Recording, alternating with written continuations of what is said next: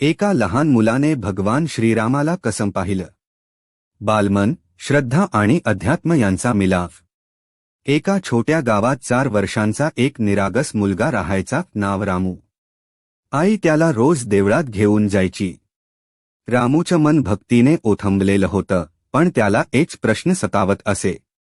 आई, श्रीराम खरंच अस्तित्वात आहेत का? आई प्रेमाने उत्तर देई, हो रे बाळा, तो आपल्याला पाहतो, पण आपण त्याला मनापासून हाक मारली तर तो नक्की येतो. हे ऐकून रामूचा विश्वास दाट होत गेला. एक दिवस रामू एकटाच मंदिरात गेला. श्रीरामाची मूर्ती पाहून त्याने डोळे मिटले आणि लहान हात जोडून म्हणाला, रामा, तू आहेस ना? एकदाच मला भेट ना. मी तुला रोज नमस्कार करतो. त्याच क्षणी मंदिरी एक तेजस्वी प्रकाश पसरला. रामूला वाटलं, कुणीतरी त्याच्या पाठीवर हात ठेवला. पाठ वळवली तर तिथे एक तेजस्वी, सुंदर व्यक्ती उभी होती, धनुष्य घेतलेला, डोळ्यात वात्सल्य ओसंडणारं. रामू, मी तुझ्या भक्तीने प्रसन्न झालो. क्षणात श्रीराम हरवले.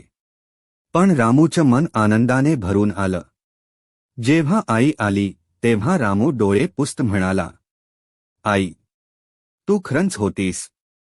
राम मिटला गमला. शिकवण. जेव्हा बालमनात श्रद्धा असते, तेव्हा देव स्वतः प्रकट होतो. बालविवेक म्हणजे निर्मळ भक्तीची खरी ओळख आहे.